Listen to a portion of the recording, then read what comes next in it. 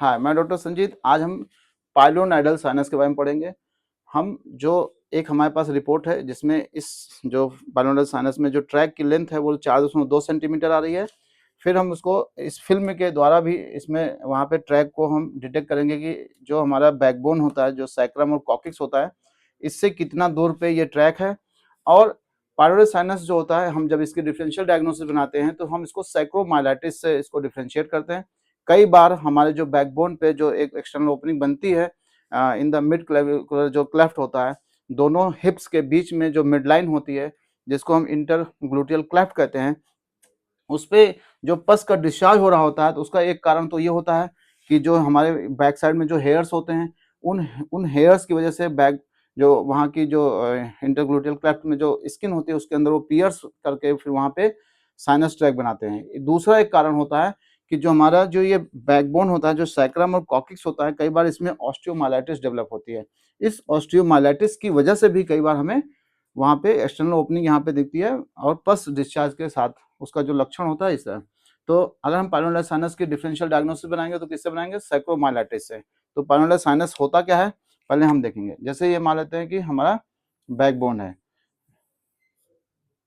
ये हमारी बैकबोन है, ये हमारी सैक्रम है, और सैक्रम के बाद जो सबसे लास्ट पॉइंट होता है उसको हम क्या बोलते हैं? उसको बोलते हैं कॉक्सिक्स।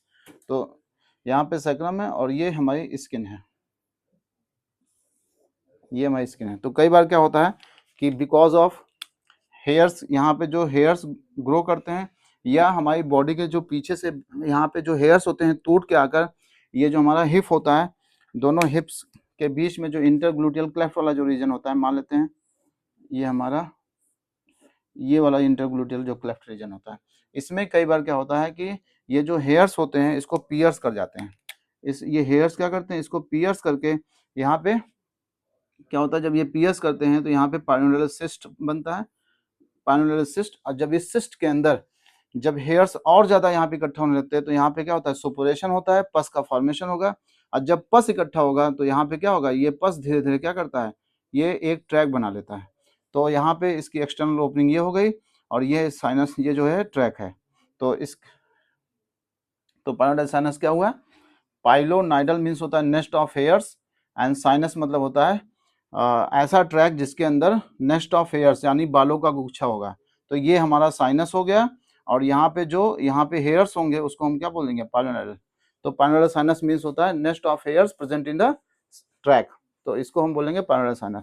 अब क्या है, कई बार तो ये हो गया, इसका जो कॉज हो गया वो क्या हो गया? हेयर्स। लेकिन कुछ ऐसे भी कॉजेज होते हैं, जैसे मान लेते हैं किसी पर्सन को यहाँ पे सैक्रोमाइलाइटिस डेवलप हुई, तो यहाँ पे इसका जो हम जब यहाँ पे इन्फ्लामेशन होगा तो यहाँ से भी कई बार यहाँ पे भी सुपुरेशन होने लगता है और यहाँ से भी ट्रैक बनने लगता है। तो डिफरेंशियल डायग्नोसिस अगर हम पाइलोनाइडल साइनस की बनाएंगे तो किससे बनाएंगे? सैक्रोमाइलाइटिस से। तो चूंकि हमारा जो यहाँ पे ट्रैक है वो है 4.2 सेंटीमीटर, और अगर हम पूरी रिपोर्ट को पढ़ेंगे, an external opening in posterior superior gluteal cleft is seen in the midline. Through this opening the sinus tract is seen coursing caudally along the posterior aspect of the coccyx and terminating approx 4.2 centimetre from the external opening। यानी 4.2 centimetre का track है, ये इसकी external opening है, यहाँ पे ये इसकी एक्सटर्नल ओपनिंग है, और यहाँ से 4.2 सेंटीमीटर का ये क्या है? इसका जो है ट्रैक है, और ये आगे जाके ब्लाइंड है और कहाँ तक गया है? कॉक्सिक्स के टिप तक लगभग गया है। तो जो यहाँ पे हमने देखा है वो यहाँ पे कैसे दिखाई देगा? यहाँ पे देखिए, ये आपका सैक्रम का first segment, second segment, third, fourth, 5 and last में कॉक्सिक्स है। तो यहाँ पे ये सैक्रम है, तो इसमें हम जो देख रहे हैं सैक्रम के इस तरफ क्या होगा? रेक्टम होगा। ये हमारा रेक्टम है, ये हमारा क्या है? रेक्टम है। और रेक्टम जहाँ पे कॉक्सिक्स खत्म होता है वहां से रेक्टम से क्या शुरू हो जाता है? वहां पे आपका शुरू होता है एनल कैनाल। तो ये हमारे एनल कैनाल है, ये हमारा रेक्टम है, ये हमारा सैक्रम है। सैक्रम और रेक्टम के बीच में जो प्री सैक्रल स्पेसेस होते हैं वहाँ पे प्री सैक्रल फैशिया होती है और स्पेस होता है। अब इसके हम सैक्रम के उस तरफ जाएंगे, जब सैक्रम को उस तरफ जा रहे हैं तो देखिए यहाँ पे एक ट्रैक आपको व्हाइट व्हाइट सा देखिए ये पूरा स्पॉट दिख रहा है, तो ये आपका ट्रैक है। यहाँ पे देखिए बहुत मिनिमम दिख रहा है, यहाँ पे भी थोड़ा सा दिख रहा है, लेकिन इस वाले पिक्चर में अगर हम देखें तो यहाँ पे कुछ ज़्यादा ही ये जो ट्रैक है बहुत प्रोमिनेंट दिख रहा है। तो ये हम जब फिल्म में इसको सर्च करते हैं तो ये ट्रैक दिखता है। आपको एक बहुत क्लियर पिक्चर में और दिखाने जा रहा हूँ।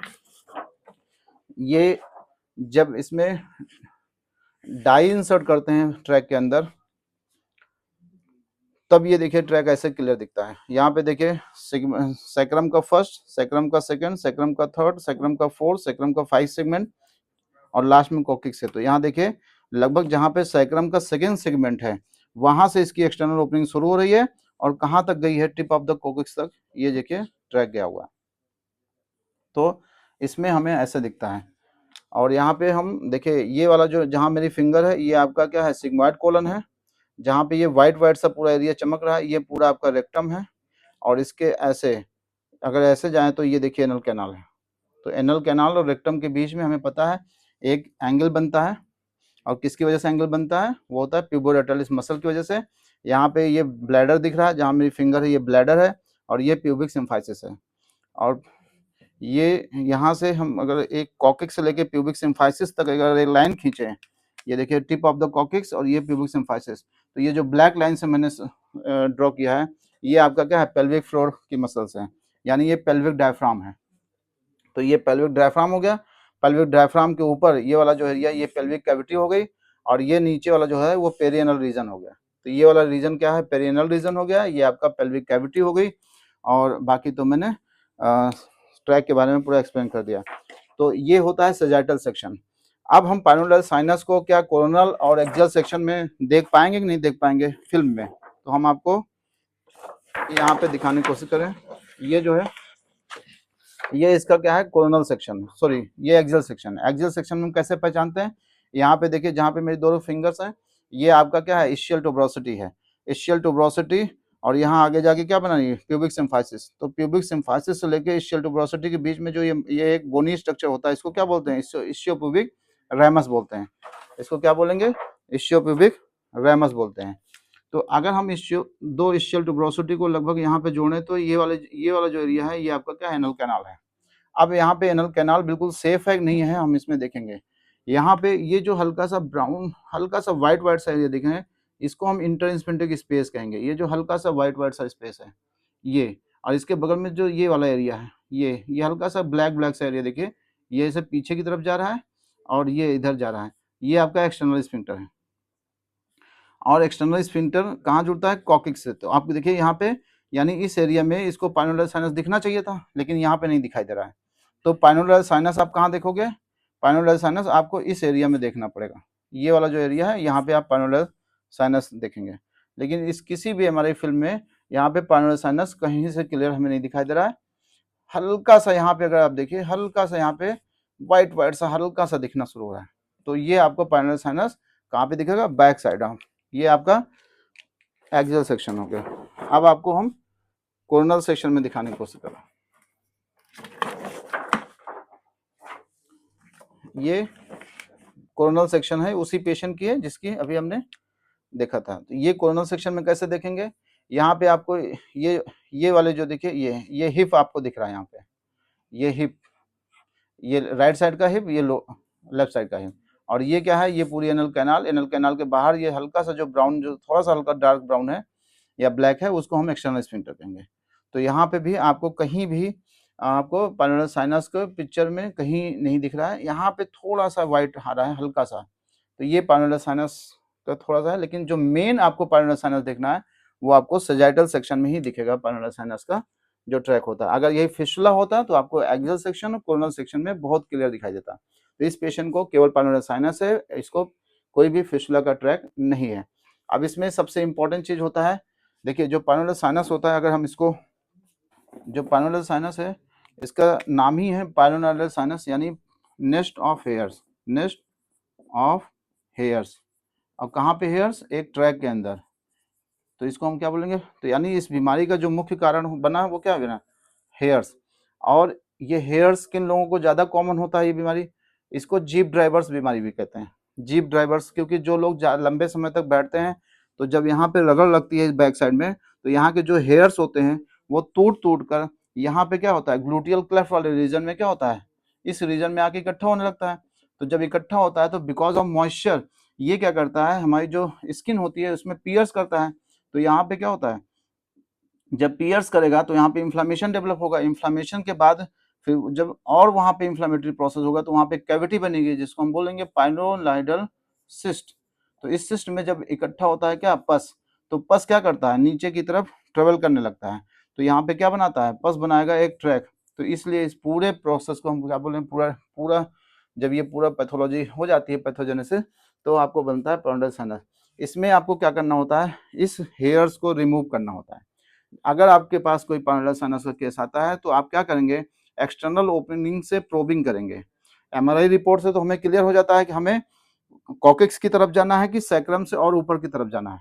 तो हम जब प्रोबिंग करेंगे तो जहां पे इसका सबसे इन पॉइंट है, जैसे यहाँ पे देखिए यहाँ पे ये साइनस है, साइनस मतलब एक्सटर्नल ओपनिंग केवल एक ही है, अभी एक ओपनिंग और नहीं बनी है। तो जहां पे प्रोबिंग का सबसे लास्ट पॉइंट होगा हम यहाँ पे एक ओपनिंग और बना देंगे। एक ओपनिंग बनाकर हम क्या करेंगे यहाँ पे छारसूत लाइगेट करेंगे, लेकिन छारसूत लाइगेट करने से पहले हम इस ट्रैक को क्या करेंगे क्यूरेट करेंगे और कोशिश करेंगे कि जो इसके अंदर हेयर्स होते हैं वो सारे हेयर्स निकाल दिए जाएं, अन्यथा इस पेशेंट को रिकरेंस हो जाएगा, दोबारा हो जाएगा। आपने देखा होगा कि अगर हम मॉडर्न सर्जरी परफॉर्म करते हैं जिसमें हम जेट प्लास्टी बोलते हैं, क्या बोलते हैं जेट प्लास्टी, तो उसमें क्या करते हैं जेट टाइप का यहाँ पे ऐसे बनाते हैं स्ट्रक्चर, यहाँ से इतना एरिया को हम क्या करते हैं इतने पूरे जो यहाँ पे स्किन वहाँ पे जो सबक्यूटेनियस टिश्यू जो मांस होता है यानी जो इस एरिया पूरे एरिया को क्या एक्सरसाइज करके हम इसको क्या कर देते हैं इसको सुचरिंग कर देते हैं। तो जेट प्लास्टी में कई बार आपने देखा रिकरेंस के भी केसेस देखे हैं और कई बार छासू में भी रिकरेंस देखे हैं। तो रिकरेंस कब होगा जब हेयर्स का कोई भी एक भी पार्ट हेयर्स का यहाँ रह गया तभी इस पेशेंट को रिकरेंस होगा, अदरवाइज रिकरेंस नहीं होगा। तो आप पहले क्यूरेट करेंगे, क्यूरेट करने के बाद छारसूल लाइगेट करेंगे और सुबह शाम इस पेशेंट को ड्रेसिंग करेंगे। कैसे, जैसे मान लेते हैं एक पेशेंट है, ये पाइलोनल साइनस, ये आपका बैकबोन हो गया, ये यहाँ पे उनकी स्किन हो गई, ये ट्रैक है। देखिए अगर आपको दोबारा पेशेंट को ये रिकरेंस ना हो तो आपको क्या करना चाहिए, जो हम अपनी क्लिनिकली हम जो करते हैं वो आपको बताने जा रहे हैं। जैसे मान लेते हैं ये केस था, हमने यहाँ से प्रोबिंग की और यहाँ से क्या कर दिया, यहाँ से ओपनिंग बनाकर एक छारसूत हमने लाइगेट कर दिया। लाइगेट करने से पहले हमने जो हेयर्स थे सबको निकाल दिया। अब क्या करते हैं, जैसे ये हमारे पास एक ये है, जैसे ये एक डिवाइस है, इसमें हमने कोई भी एंटीसेप्टिक सोल्यूशन आप ले लीजिए, चाहे आप कोई भी ले लीजिए जो आपको पसंद हो वो ले लीजिए। आप क्या करिए पेशेंट को रोज सुबह शाम बोलिए कि ये जो प्रोब है इसमें देखिए आगे से ओपनिंग है, इसको इसमें डालिए और इसको कस के से पिचकारी मारिए। जब इसमें आप कस के प्रेशर देंगे तो जब इसके अंदर जब फ्लूइड जाएगा, मान लेते हैं ऑपरेशन करते समय हो सकता है एक आध दो हेयर्स इसमें छूट गए, या हो सकता है कोई डेब्रीज रह गई, हो सकता है कोई पैथोजेनिक एजेंट रह गया हो सकता है कि कोई कैविटी रह गई, हो सकता है कोई मान लेते हैं रिपोर्ट में ब्रांच नहीं थी, हो सकता है कोई इसमें एक सेकेंडरी ब्रांच और हो, और रहता भी है तभी पेशेंट को रिकरेंस होता है। अगर आप सुबह शाम इसको रोज यहाँ से क्लीन करेंगे, एक ओपनिंग से आप फ्लूइड डालिए, दूसरे ओपनिंग से फ्लूइड निकलता रहे, चाहे आप जातादी ले लीजिए, चाहे पाइलोवांस ले लीजिए, चाहे कोई भी एंटीसेप्टिक सोल्यूशन ले लीजिए, आप इसको थॉरली इसको सुबह शाम क्लीन करते रहिए। तो आप विश्वास करिए आपका जो ये जो ब्रांचेज होते हैं या कोई कैविटी है या कोई और इसमें मान लो कोई फॉरेन पार्टिकल पड़ा हुआ है, वो धीरे धीरे क्लीन होता जाएगा। तब आप देखेंगे आपका पाइलोनल साइनस केस लगभग लगभग दोबारा नहीं होगा। ऐसा हमारे 10 साल की क्लिनिकल प्रैक्टिस में आज तक पाइलोनल साइनस का केस कोई रिकरेंस नहीं आया। हम लोग दिन सुबह शाम पेशेंट को समझा देते हैं या उसके फैमिली वालों को दिखा देते हैं कि भाई आपको सुबह शाम इसे यहाँ से फ्लूइड को डालना है और इधर से निकलना चाहिए। आप देखिएगा पेशेंट को पेन नहीं होगा, पेशेंट को पस नहीं बनेगा, पेशेंट दिन भर अपना जो भी डेली रूटीन वर्क है वो करेगा और अब पेशेंट कोई भी कंप्लेन नहीं करेगा कि हमको डॉक्टर साहब कोई दिक्कत हो रही है। धन्यवाद।